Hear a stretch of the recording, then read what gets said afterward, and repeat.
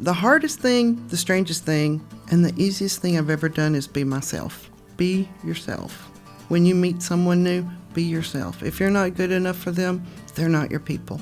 And don't make it about like I'm talking to you so you'll sell or buy a house. Just be yourself and compliment their shoes. Get something started, and you'll wind up with friends. You think you're working for clients, but you're really making friendships. Welcome, everybody, to another episode of the Impact Agent Podcast. Thanks for tuning in. Amazing interview today. Cynthia Hughes. She is a new agent at JPAR Coastal County. About 6 years ago, she woke up in a hospital bed, didn't know who she was, had to totally restart her life. In this episode, she's going to drop so many one-liners of wisdom. She is such an inspiration. I think this is going to have an amazing impact on your day. So tune in and listen close. Ready? Ready to rock and roll? Is that action? All right. Okay. That's right. All right. Absolutely. Go. Go. Hello, everybody. It's Jason Will with Go. This is a real estate podcast, but we talk about leadership, personal growth, and becoming the best version of yourself. Leadership, check 1, 2, check 1, 2. Growth, best version of yourself. Go. So this is a real estate podcast. All right, welcome everybody to another episode of the Impact Agent Podcast. I am your host, Jason Will, and I am joined by Miss Cynthia Hughes. How are you doing, Cynthia? Very good. How are you? Good. This is your first podcast, is it not? It is. All right, well, don't be nervous because...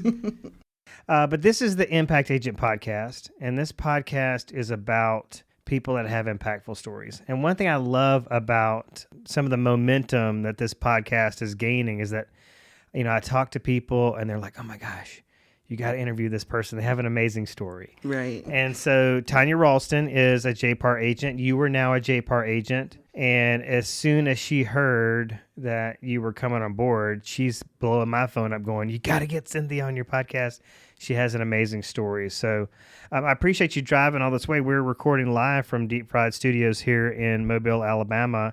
And so you drove from the beach. And so thanks for making the drive. So typically, not every time, but sometimes I have the opportunity to do pre-interviews with folks and really do a deep dive into their story. And I haven't had that opportunity with you, but I know you had an accident. Right.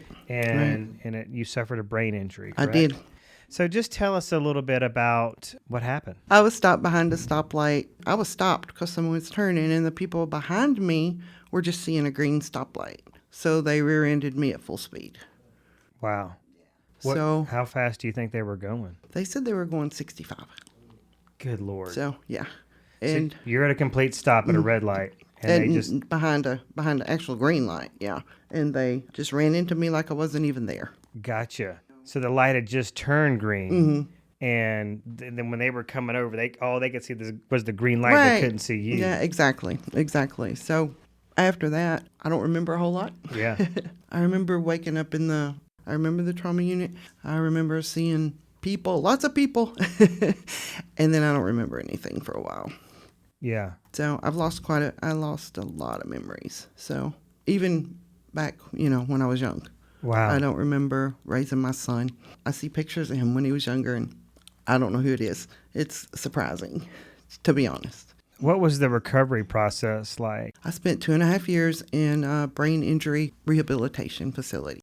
Wow. And basically it was like starting from scratch.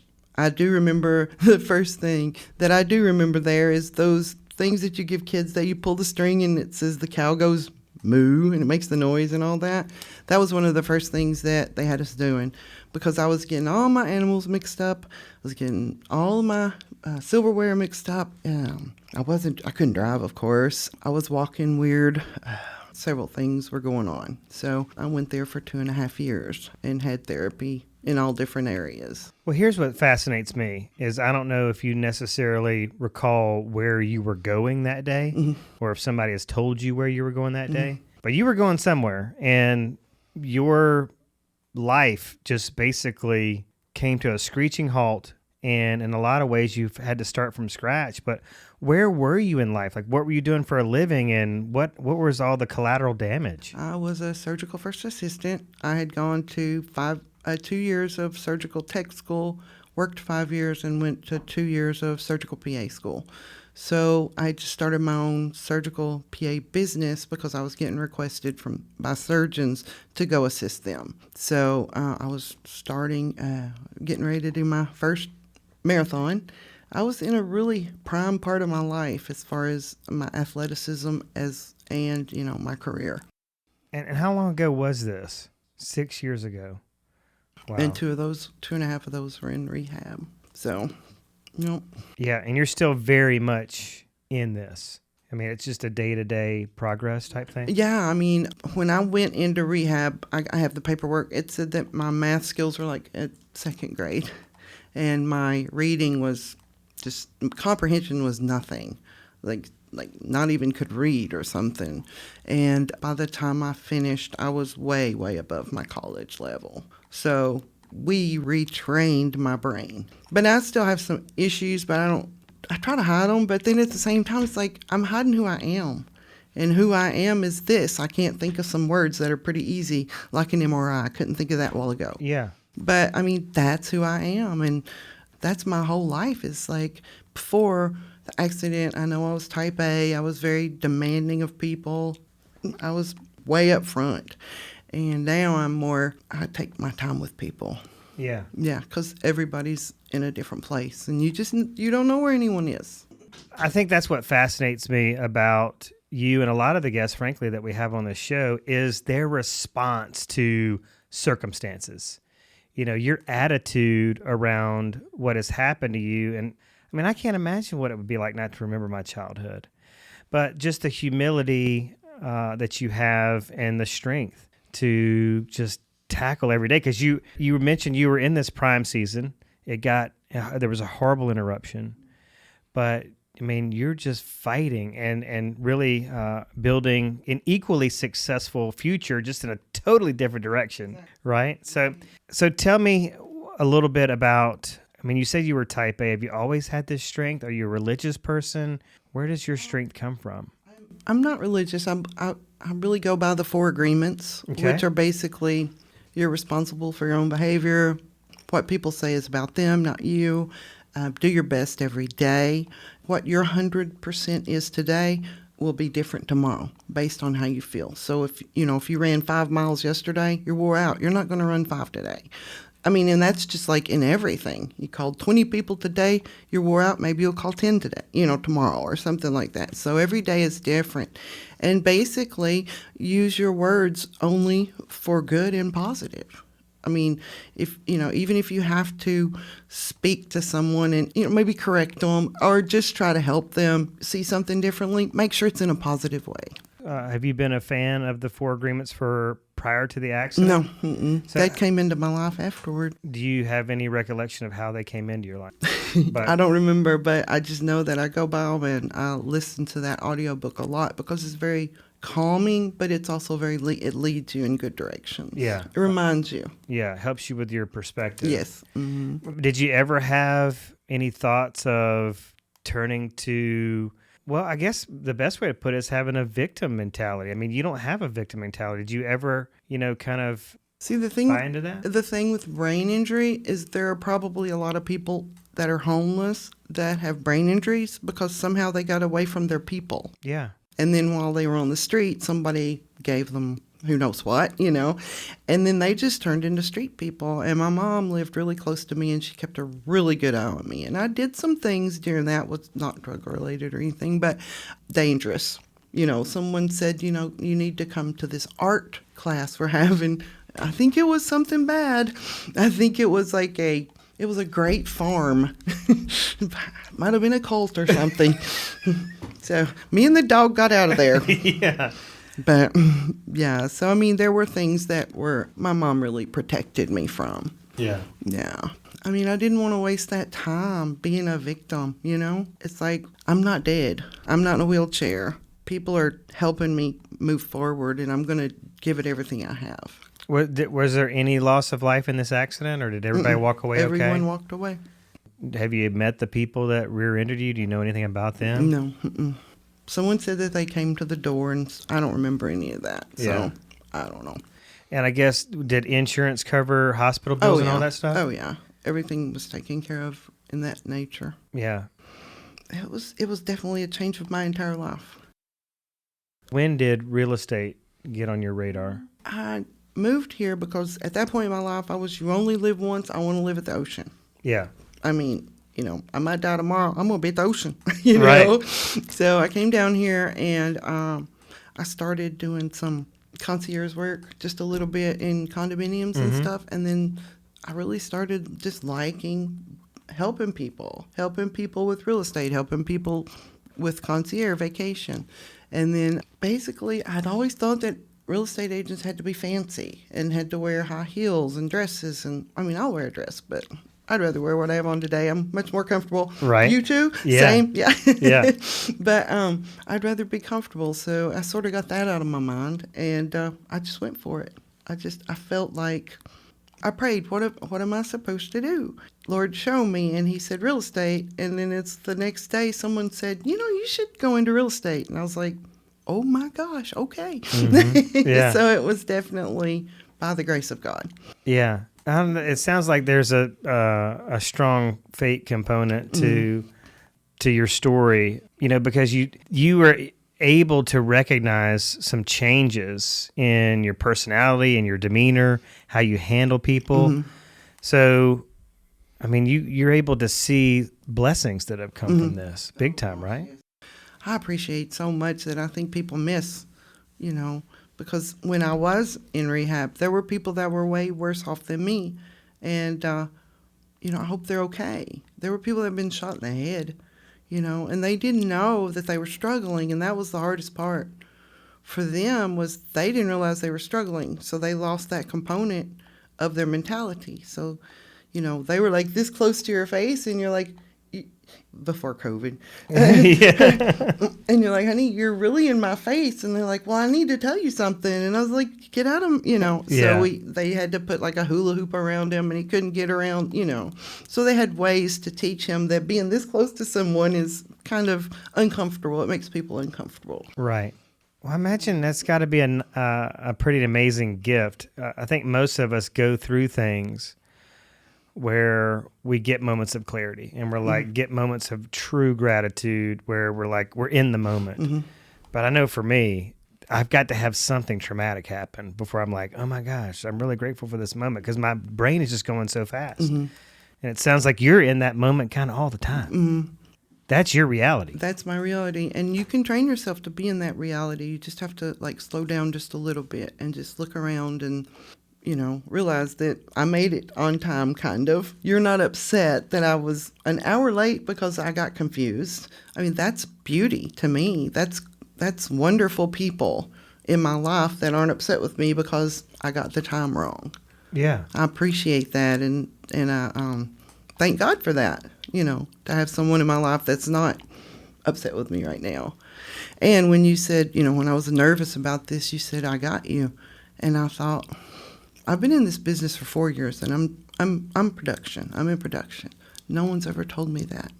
I've told 100 people I got you, and I mean it, and I will have them. But nobody's ever told me that, so I wanted to thank you for that. Oh, that's awesome. Well, yeah, you are a producer, and making a name for yourself on the Alabama Gulf Coast as not only a residential agent, but now, you know, a commercial agent, and you know, an agent that a lot of people respect. And, you know, I just think it's remarkable, because I'm always impressed. I say this a lot, that women impress me, you know, because women wear a lot more hats than we do. They have a lot more responsibilities than we do. It's that motherly instinct, and, you know, they always put themselves last, and the things that they're able to accomplish doing all these with all the irons they have in the fire just amazes me. And so, I use it as an anthem, because I know you've seen real estate agents that are just so very quick to go to the excuses, like making excuses for every little thing. And you're not saving yourself anything. They're just making themselves look like they don't care. And it's I'll find you a solution. If I have to come back in 3 minutes and go think and make 5 phone calls, I'll find you a solution, or I'll do it myself. And I think that's girls. I think that's women. Yeah. Yeah, because that's kind of how we raised our families or whatever. Well, I mean, you may kind of forget what solution you're looking for, and then realize that you're you were on the path of a solution. You got to figure out, and you got to restart again. I mean, and you don't make any excuses for the excuses. Right. You just keep going keep finding a way. So I think that is something that could be very, very, very impactful for our audience to hear. I don't want to be somebody that contributes to for lack of a better term, this delinquency of excuses. I mean, it's rampant. And commercial, like when you call someone and they never call you back. Yeah. Man. And then you have a listing and they call you and you're like picking up the phone at 9 p.m. and it's like you have to forget about that because you can't play tit for tat. Right. So you still have to do the business the way you do your business. So many real estate agents that I know, they don't prepare until the opportunity presents itself. So they're not doing their due diligence. They're not doing their research. They're not continually learning unless they see a direct benefit. Right. Immediate. And I was thinking about that on the way over here. It's like, if I'm not actively working with a client, like just right now, I'm following up with the people that I know or the people that are warm, or I'm like providing for other agents. I'm always doing something constructive, and I really make myself do that. I don't have to make myself because I just love people, but I just really try to be doing something with real estate, and I think there's so much we can do for each other. I mean, one of the best referrals I ever got was this girl was brand new, and she got a big listing. She wanted to get something up on Facebook, but she didn't know how to do the graphic. I was like, takes me 3 minutes. Send me the details. I shot it to her, and she's like, oh my gosh, you saved me. I can get this out right when it goes on, because that's what she wanted to do, right when it goes up. So it was one of my best Florida referrals. And all I did was make a 3-minute graphic. I mean, it took me 3 minutes to make a graphic for her. Is that something that can be taught? I mean, I am just fascinated. Really, I don't know if fascinated is the right word, but maybe just racking my brain trying to figure out how to make this connection, or how to evolve an agent's mindset to where they can get to be somebody who is just focused on being productive and not being busy.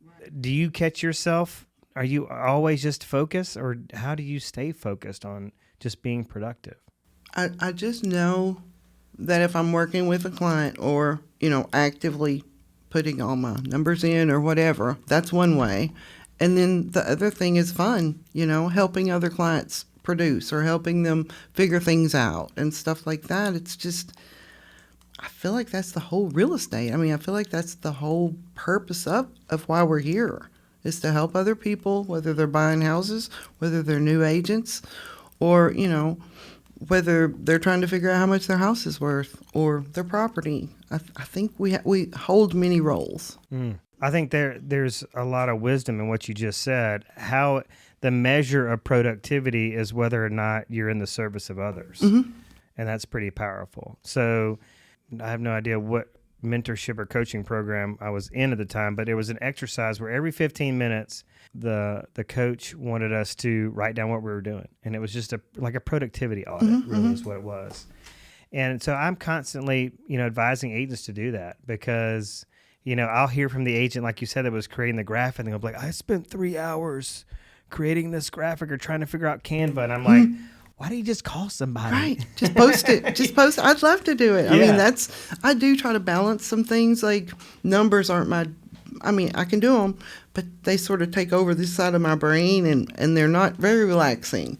But then I can do some Canva work, and it's such a good balance with my productivity. So I think a lot of productivity is learning who you are.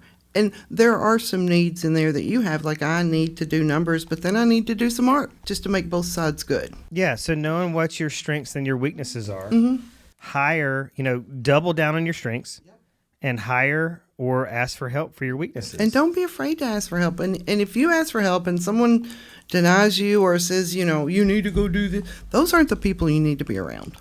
Period.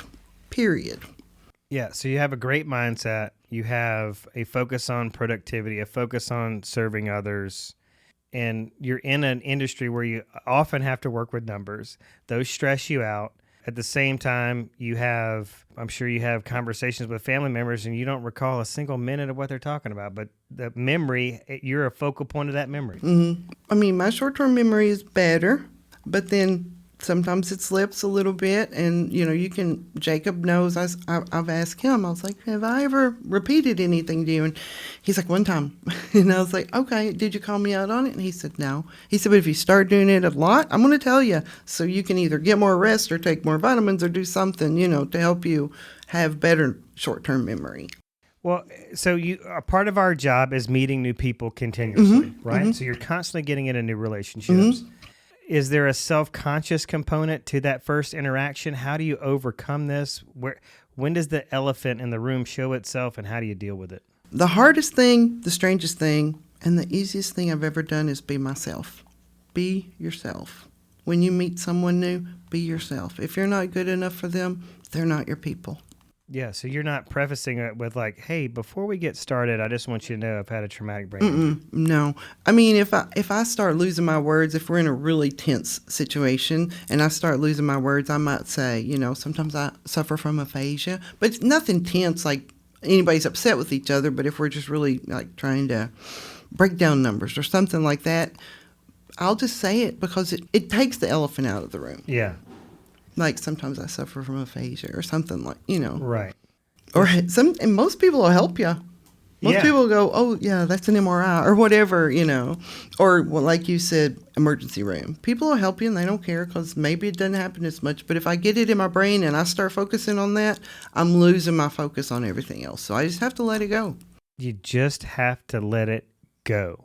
I think that would be a very important statement for our audience to hear. Yeah, because, when you make that phone call and that guy yells at you for calling him, you're cold calling, you want to help him. You're saying, man, you make $300,000 on this house that you've had for 15 years. You're trying to help him. If he yells at you, not your people. Don't look at it as a failure. Look at it as not your people. Yeah, so they're actually doing you a favor. Yeah. Going, hey, we're not meant to work together. Move on to the next one. Exactly. Definitely don't waste your time beating up because you'll have to change yourself to work with this guy. How much do you want to change yourself? You'll have to change yourself to work with this person, and that's unnatural, and it goes against the universal law that you're laying down of be yourself, right? And that's the key to it. I heard it once said that, the key to happiness is being present. Like the happiest people are just present in the moment.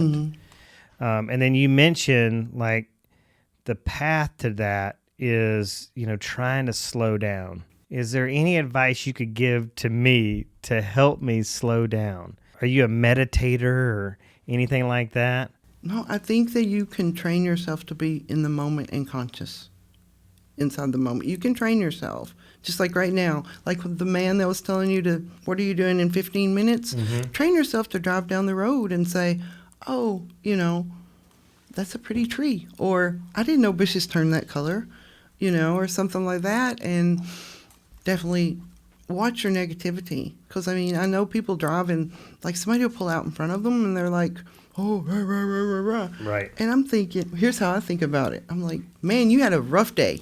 You had such a bad day that you didn't even see me. So it just keeps my brain positive. Well, what I'm hearing, as you're talking, the word that I'm hearing is intentionality. Mm-hmm. Like if you truly want to be happy, then you need to be present in the moment. If you want to be present in the moment and be, filled with gratitude and humility, you need to be intentional about it. Right. And you don't have to slow down. You don't have to slow your role as far as a real estate agent or a leader or anything like that. Just slow your mind because if you're talking to me and you're thinking about someone else, if you're thinking about something else or someone else that's coming after me to interview, you're going to lose me a little bit. We're not going to have the conversation that we're having now that's very connected. Right. And I think that's really important, just not to get in front of yourself because you can't do anything about, where Jacob is right now because we're sitting here talking, so might as well just give it all, right here. Yeah. My thought process around this podcast is, how will this conversation impact people? And I think whatever you're going through, even if you are afraid to go after something, but really what I am, like my soapbox right now is just I've had it with the excuses. Because I have real estate agents approach me quite often that are frustrated with their results. They are frustrated with how long it's taking. They're frustrated with the money they're making or the lack thereof. And yet, when you start to do a deep dive into what does your day look like? Mm-hmm.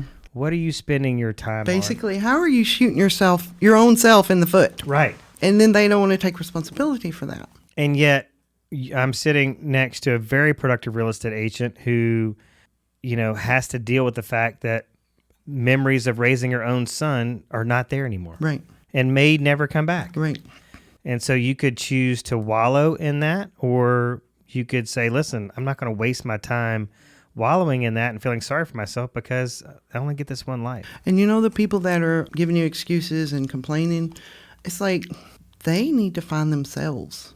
What's important to them? If just making money is important to them, McDonald's is hiring for $30 an hour. Right. If they change their mindset to helping people, helping other agents, things will change for them. I promise. And just being themselves.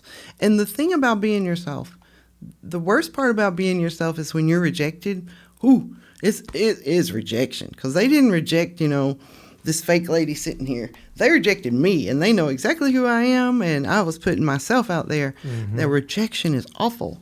But the acceptance and the success is beyond gorgeous. You don't even remember the rejection. The rejection is like, whatever. But the success is absolute purity. And the rejection is just a part of that process. Right. I mean, it's like you look back. If you get rejected today, you'll look back in a week and go, oh, well. But at the moment, it just feels like, oh, my goodness, that hurt, But it changes. It changes, and it may change you in a different direction, It changed me in a different little bit of rejection never hurt anybody. Yeah. Yeah. And that's one thing I tell agents, because I have a mentor who is a sales trainer in the insurance industry, and, I've gone to him seeking counsel and advice, and I was saying to him, how do I motivate people? Mm-hmm. And he's like, Jason, you got to stop. You can't. Can't save people from themselves. Yeah, he said one of the biggest problems they might have is that they're not on the right seat of the bus. they're not on the right path. But the other side of that coin is I think some people don't see real estate as the right path because they look at it in a very transactional way. Mm-hmm. And the way I hear you just overflowing with this description of this industry that allows you to help and serve people every day. Mm-hmm. Help people make a lot of money, maybe help people get out of a bad investment into a great investment, helping people achieve the American dream. I mean, what we're doing is very noble in a lot of ways. Yeah. And those people that are feeling like they're failing, if you call 100 people and you don't get any leads out of it, some people just say, I failed. But you know what? Everything you do is practice. You'll do it better tomorrow. And the person that does say, yeah, let's do something, he may be a $500,000 client where that other 100 may have been, who knows how much. But the one that does can change your life. So you just have to keep on going, preparing and training. Oof. All right. I love where this is going because this is one of my favorite talking points. But I wanted to point out before I go to that, like you're dropping a lot of one-liners here. Am I? Yeah. Like this, by the time we get finished with this podcast, there could be a coffee table book full of one-liners. Oh, no. So good. But real estate agents, and maybe this is a thing with salespeople, maybe it's just human nature. I think maybe it is human nature because, a lot of the people I talk to, I like to mentor people to help them grow their business with social media.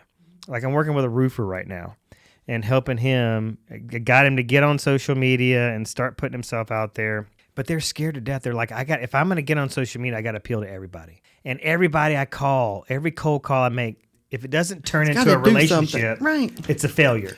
That is not a failure. The failure is when you hang up the phone and walk away and never pick up the phone again.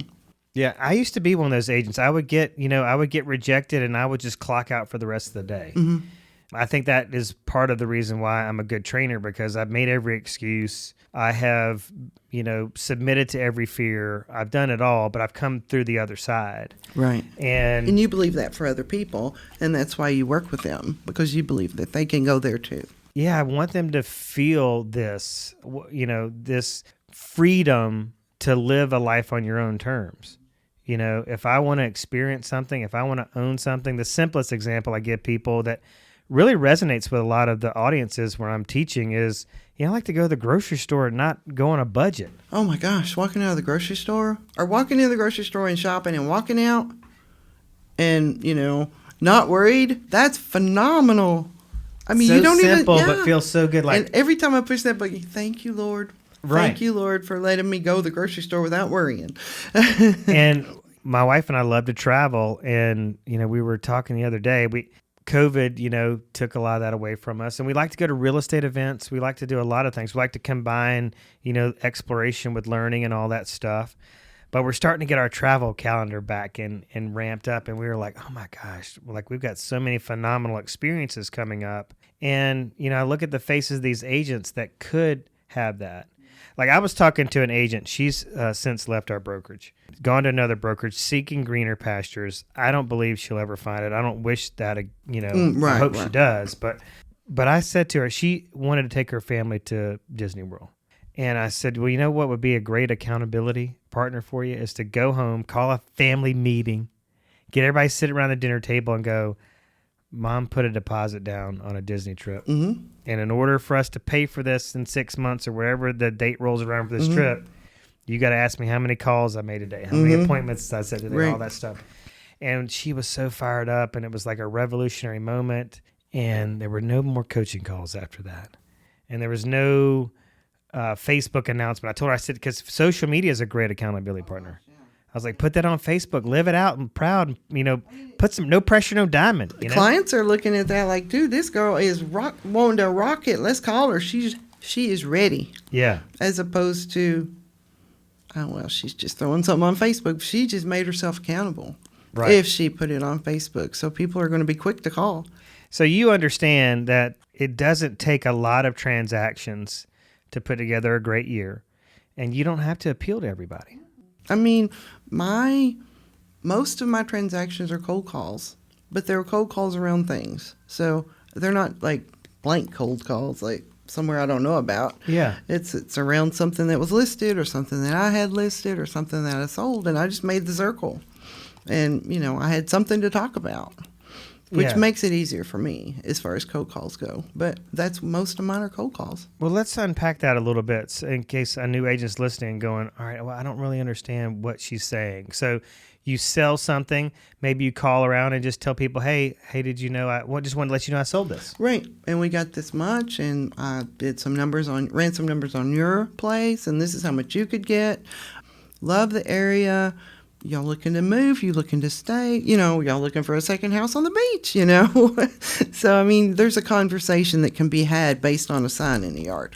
Okay. So let's go back to, your first official week on the job after you get your business card pics made and all that stuff done. When you were looking for ways to start to get this momentum building in your business, where did you find it? I've talked to people at PetSmart. No matter where I was a real estate agent. If I just got done swimming laps, I was in the parking lot talking real estate about, to someone about real estate. And it was just like I wanted everyone to know I was a real estate agent, and then I wanted to help them. That was my first thing. I want to help you. Number two, I'm a real estate agent, So, I mean, that's the conversations I had in PetSmart or the grocery or standing in line or something like that. And then when COVID hit, a lot of people just shut down. And I was like, yo, I got a mask. I'll wear a hazmat suit. We got to work. So, yeah. And I mean, that's just basically when everybody shut down, I was just like, hey, I'm available. And answering the phone is pretty important. Yeah. I answer the phone until I'm asleep. Right. And my phone stops ringing at 11, So if you call me at 10:30, I'm answering the phone. And I may have to say I was half asleep and I'm not going to be real good right now. Right. But here I am. Yeah, you're available. Mm-hmm. Well, I tell people all the time, because if somebody says, hey, give me your 15-second elevator pitch on what is a real estate agent's job description, I'll say conversations. I'll say, I'll give you, how about 1 second? Yeah. Conversations. Just talk to people and letting people know what you added. Talk to people, let them know you're a real estate agent and you want to help. And don't make it about like I'm talking to you so you'll sell or buy a house. Just be yourself and compliment their shoes. Get something started, and you'll wind up with friends. You think you're working for clients, but you're really making friendships. Yeah. Would you describe yourself as a social butterfly? Not really. But you just go do stuff. Like you go to a rec center, you go shopping. I just make myself do stuff because honestly, I could sit in front of my computer all day. I mean, working, but I do make myself, because you can get in these bad habits of staying home, or you can get in these bad habits of making phone calls. You've got to keep mixed. You've got to keep that mix going. Because it's like, what are you afraid of? Well, I'm afraid of making cold calls. Well, you better sit down on Monday and start making cold calls and get over that fear. Do you run your business by a schedule? How do you know when it's time, or you've spent too much time in front of your computer at your home office or wherever? My legs go to sleep. No, that's kind of what it is. But no, it's just, I don't know. You need to go by yourself as well. It's like, I know when, stuff starts getting blurry, or I pick up the phone and I can't change directions. A client's calling and I'm doing numbers and it's hard for me to change. I'm like, I've been here too long. Yeah. So, I mean, you just sort of have to go by your own feelings, to me. Now, some people do great with schedules. But I would imagine that would be hard for you, though. It kind of is, because, like I said, 100% today is a different 100% tomorrow. Right. But, yeah, so I kind of go by the way I feel. And I've got loose schedules, but probably not. I probably need more schedules. I don't know. Maybe you'll get there. It would be hard. I mean, because sometimes it's hard to find the right clothes to wear. Sometimes I can't find my shoes. I mean, there's things that are kind of embarrassing. Well, I just hope people are picking up on this, because this is the line we're teetering here in this podcast, is that you are successful, but you have to find alternative routes. You're constantly pivoting to find these ways to stay on track and be successful. So the quote-unquote normal, healthy, no brain injury agent out there who doesn't have all these challenges you have, but is making way more excuses than you'll ever make in your whole life, needs to snap out of it. And I just hope that your words are sinking in. But, I mean, their feelings are very real. So whatever they're feeling, if whatever they're fearful of, they need to find themselves. They need to look in the mirror and realize this is about them. And what other people say doesn't matter. Like, I mean, what you say matters as a trainer and stuff like that. But the negative coming into their life does not matter. It's just noise. They just need to find who they are and just find the strength to do what they're afraid of. So we've talked about the importance of prospecting and the importance of talking to people and building relationships and seeking to help people and, recognizing negativity as noise, and just all these foundational pieces of being successful in whether you're in real estate or in sales or a business owner or whatever. And you mentioned that these agents need to find themselves. And another soapbox I'm on right now is to really encourage people to drill down deep to what's their reason, what's their why, what's their driver, why do they get out of bed every day? And you would probably be surprised how many people aren't connected to that. They have no idea. Like, you ask them, what drives you? And a lot of these people that I attempt to coach and train, that there's never a second or a third coaching call. I really feel like, of course, fear is a big part of it. And the negativity, because a lot of people they don't need to be around negative people because they're the most negative person they know, right? Yeah. It's like, you can't hurt my feelings. I'm an overthinker, so I'm hurting my own feelings, that kind of deal. But I'm not. Yeah, they're just like that what's running in their head is just stopping them. And it's like, do they know that it's running in their head? Do you have a why that you are connected to that you could share? My son, his wife, and my granddaughter and soon-to-be grandson. So those are my why. So I can go see them as much as I want to and make them proud too, Make them proud. I love that. Yeah, because whether you like it or not, you're a role model. You're an example. You're a leader. You're inspiring people every day, and you're just trying to get through the day. And in the process of that, people are going, wow, I got a lot of blessings that I'm taking for granted right now. And, like when you drill down into people and you have them drill down, there may be things in there that they're not even conscious of. So they may just need to slow down a little bit and just think about just positive thinking. Positive thinking will get you so far. Mm-hmm. It will. It makes you a different person. Yeah. I try to remind people because when I was given permission, I used to have a very noble why. It was a very big and audacious one, but it wasn't one I was really necessarily connected to. But, I would say family, and I would say financial security for my family. And then, that just wasn't really connected to that. And then I would say, well, I've always wanted to live on the water, and I want a waterfront house. But, that thought of that waterfront house would not get me on the phone. So once somebody gave me permission to be selfish about it, and whatever it takes, as long as it's not immoral, right, or unethical, right. As long as it's not illegal, but it drives you. Like I've got a lady in my office in Birmingham who loves designer boots. Oh yeah, and if that gets her heart pumping, yeah, shoot, yeah, because everybody around her is going to win, right? Yeah, if that's what drives her, because a lot of people get surprised when they get their real estate license and they figure out what this business actually is. Like you don't get your license and people just don't start calling you going, no. I've been waiting for you to get your license. Right.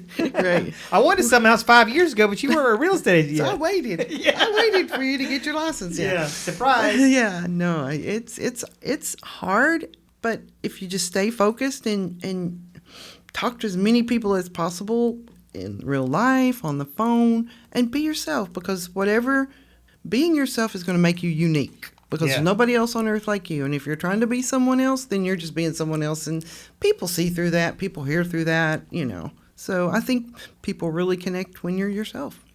Yeah, agents are searching for a way to stand out and be different, be noticed, be recognizable. And they often look to other agents for that guidance or try to emulate them, which in reality, they different. I mean, it's just we all have a different fingerprint. I mean, We're all unique. So they need to lean on that so much more than they actually do, and they'd probably be surprised. And that does build confidence when you succeed with a client by being yourself. It just makes you want to just be yourself on the mountaintop, you know?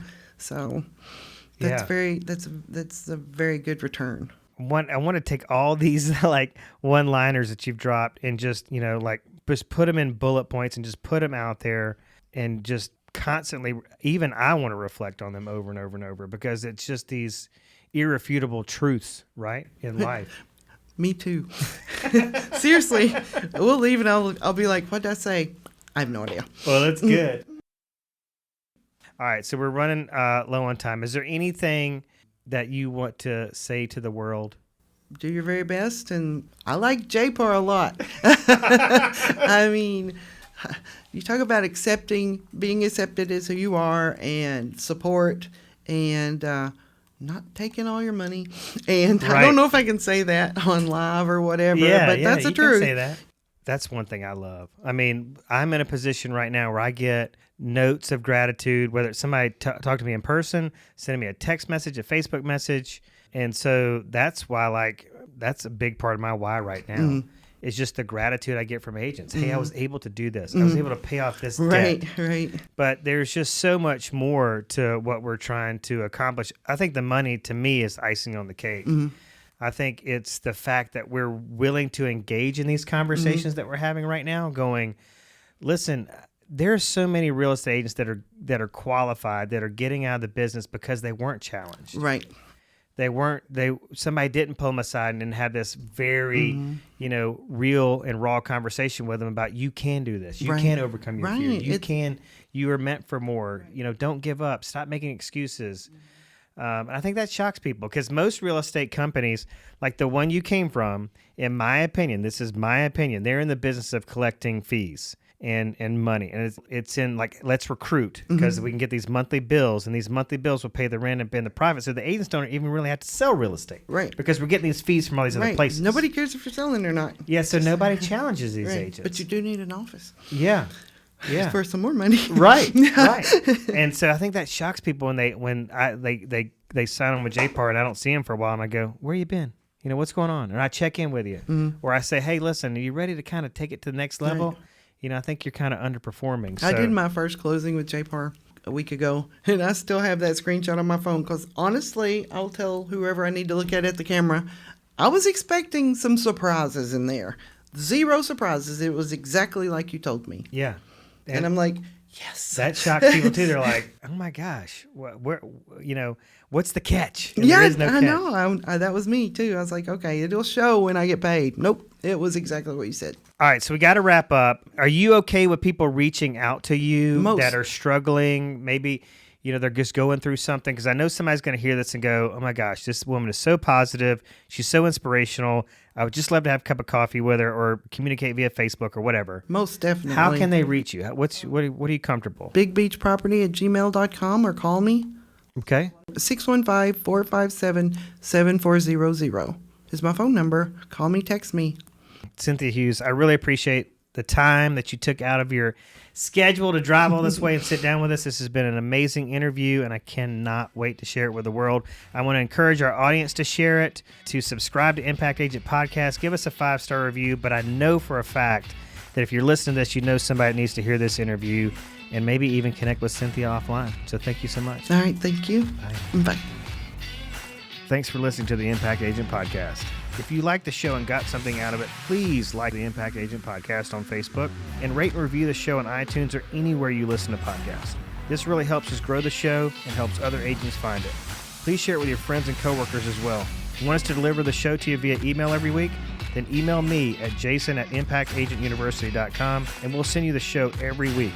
Please let us know what you think about the show, what you like, what you don't, or possibly make a suggestion about a topic you want to hear. Email me at jason@impactagentuniversity.com or leave us a message on Facebook at Impact Agent Podcast. The Impact Agent Podcast is sponsored by JPAR Coaston County. You can find us online at jparcoastoncounty.com. This podcast is produced by Johnny Gwynn at Deep Fried Studios in Mobile, Alabama. Until next week, everybody be productive, safe, and happy, and always keep learning.